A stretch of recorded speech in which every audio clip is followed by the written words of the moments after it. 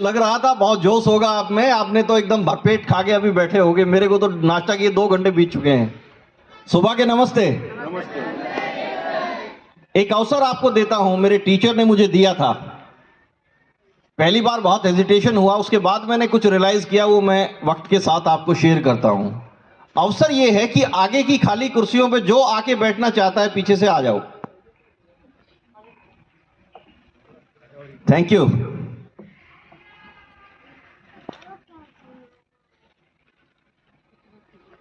साहस किया है कुछ लोगों ने। फिर एक आखिरी अवसर देता हूं, पीछे से आगे आ जाओ। इसकी खूबसूरती क्या है फिर बताऊंगा आपको। बाद में आप आना चाहोगे, मौका चला जाएगा।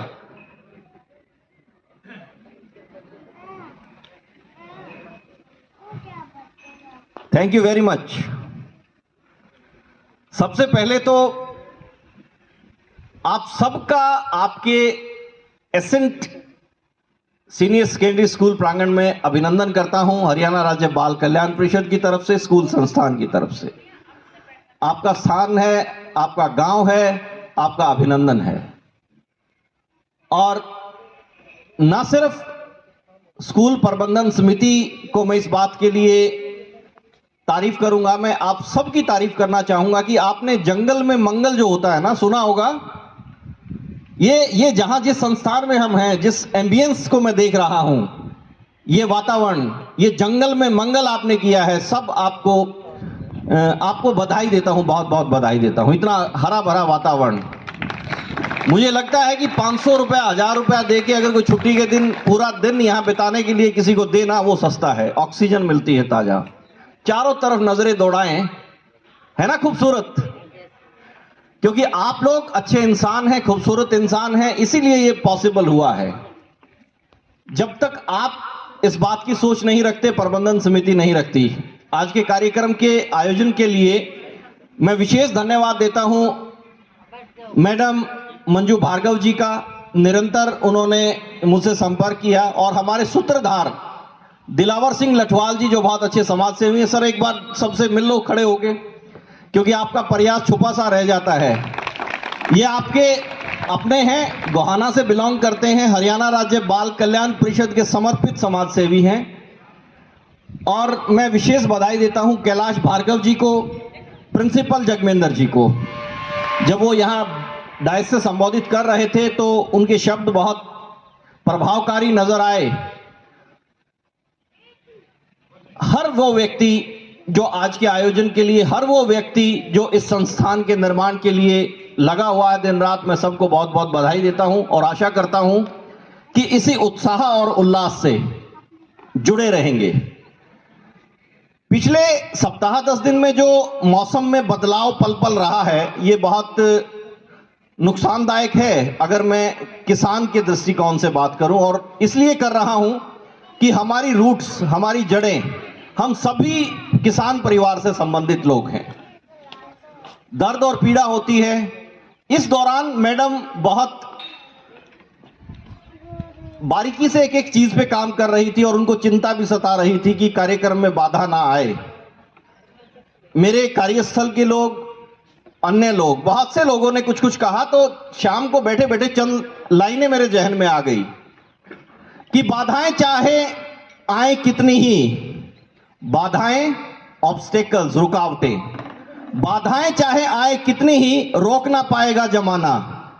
रोकना चाहा मुझे हालात ने, रोकना चाहा मुझे हालात ने, इंसान ने, बादल ने, बरसात ने, पानी ने, फिर भी हम चले आए, क्योंकि मिलने क्या किया था आपसे वादा, उसे था निभाना। ये कमिटमेंट आप लोगों से था कि 9:25 पे यहां पहुंचूंगा, आंधी तूफान कुछ भी आ जाए।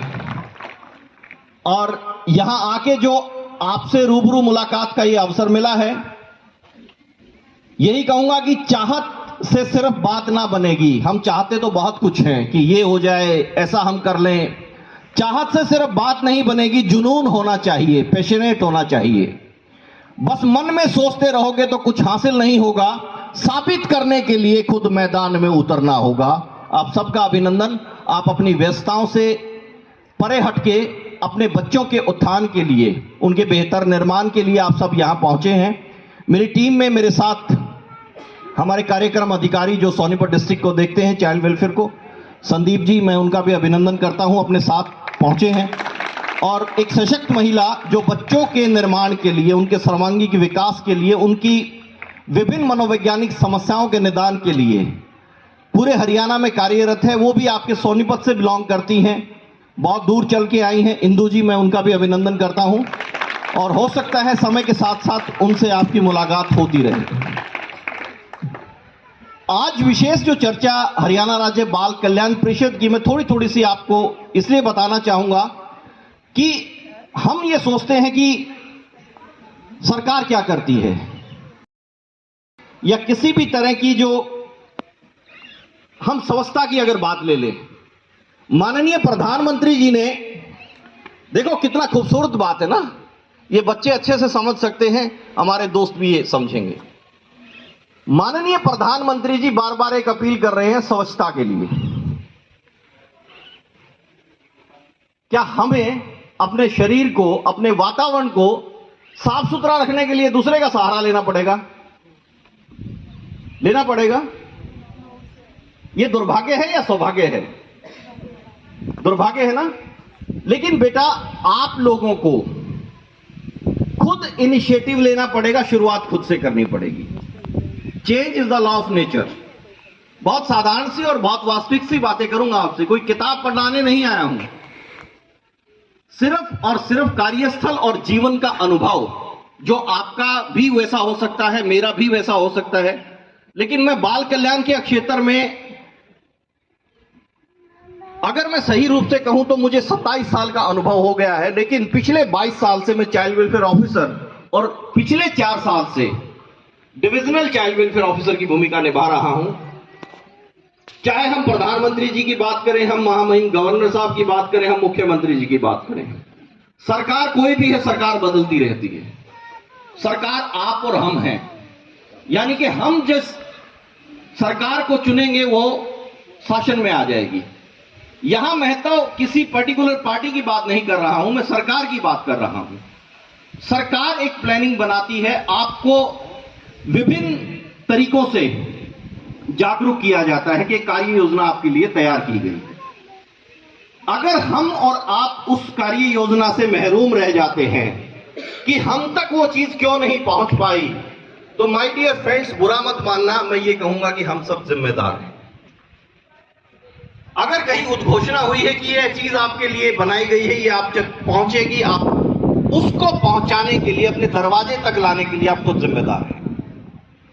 खुद से चल के कोई नहीं आएगा। लेकिन हरियाणा राज्य बाल कल्याण परिषद की मनोवैज्ञानिक परामर्श सेवाएं, मनोविज्ञान को समझ सकते हैं आप, साइकोलॉजी को आप समझ सकते हैं, और समझाने और समझने का तरीका सिर्फ ये है कि किसी भी इंसान, किसी भी जीव के व्यवहार का अध्ययन, जीव के व्यवहार का अध्ययन जिस विज्ञान, जिस विषय में किया जाता है वो मनोविज्ञान है। अब हम थोड़ा सा ना इतिहास में लौट चलते हैं, क्योंकि ये छोटे छोटे दोस्त हमारे इधर हैं, ये बेटियां, ये बेटे बैठे हैं। बदलते वक्त में इनका अनुभव कम हो सकता है, लेकिन आपका सौभाग्य है बेटा कि आपकी बिलोंगिंग्स आज भी जड़ों के करीब है, आप गांव में रहते हैं। आपका सौभाग्य है कि आप ज्वाइंट फैमिली का हिस्सा हो सकते हैं। हो सकते हैं इसलिए कहा कि मुझे मालूम नहीं कि किसकी फैमिली का क्या स्ट्रक्चर है। आप सौभाग्यशाली हैं अगर आप दादा दादी के संग रहते हैं, उनके पास यादों का, अनुभव का खजाना होता है। वो इतने अच्छे शिक्षक, इतने अच्छे काउंसलर हैं, उनकी तुलना ही नहीं की जा सकती। मनोवैज्ञानिक परामर्श सेवाओं का एक ही मोटिव है कि हर व्यक्ति, बच्चे हमारे माध्यम है, जैसे सूत्रधार दिलावर जी हैं, कि एक संस्था को मालूम नहीं है इतने प्रयास के बाद भी 5 लाख लोगों से स्टेट में मेरी रूबरू चर्चा हो चुकी है, इस विषय पे बात हो चुकी है, ऑन एन एवरेज 2 घंटे।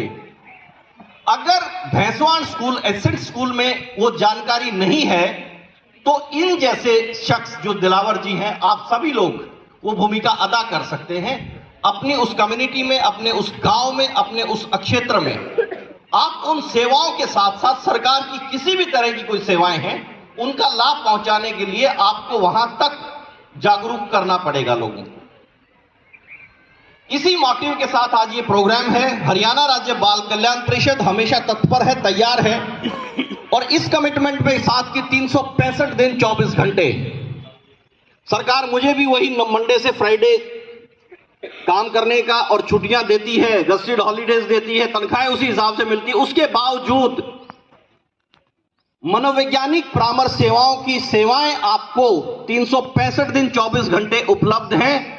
आप चाहो तो उसका लाभ निरंतर ले सकते हो, अगर ना चाहो तो इस कार्यक्रम के बाद सब कुछ भूल सकते हो।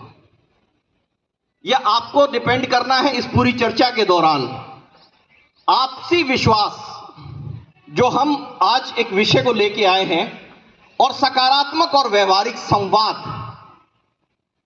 वक्त के साथ साथ आप अपने परिवार से, अपने आसपास के वातावरण से एक चीज अनुभव जरूर करते होंगे। आप में से शायद ही, मैं इस पोर्शन की अगर बात करूं तो शायद ही कोई ऐसा व्यक्ति होगा जिसके पास एंड्रॉयड फोन नहीं होगा। आप में से कोई ऐसा है जिसके पास मोबाइल फोन नहीं है? एक सशक्त महिला है, हाथ उठाया है, उनके लिए तालियां बजाओ। 2। लेकिन ये कहीं उल्टी बात तो नहीं कर रहा हूं मैं कि इस तकनीक के दौर में जहां सुविधाएं होनी चाहिए, 2 महिलाएं कहती थी हमारे पास तो नहीं है। आप क्या अनुभव करते हैं? अच्छी बात है या बुरी बात है? अच्छी है ना? फिर से कहूंगा एक बार, फिर तालियां बजाओ, क्योंकि ये जो सशक्त महिलाएं 2 जिन्होंने हाथ उठाया ना, ये हम दूसरे लोगों से भिन्न हैं, बहुत सी बीमारियों से बचे रहेंगे। इन बच्चों में से कौन बच्चा ईमानदारी से ये बताएगा कि हां जी हम तो एंड्रॉयड फोन यूज करते हैं? नहीं, आप साहसी हो बेटा, पूरा हाथ उठाओ। आप एक पल के लिए देखो उधर। एक स्टडी ये कहती है कि 88%, 100 में से 88 बच्चों के पास ये सुविधाएं हैं। सोशल मीडिया पे उन्होंने एक पेज बना रखा है।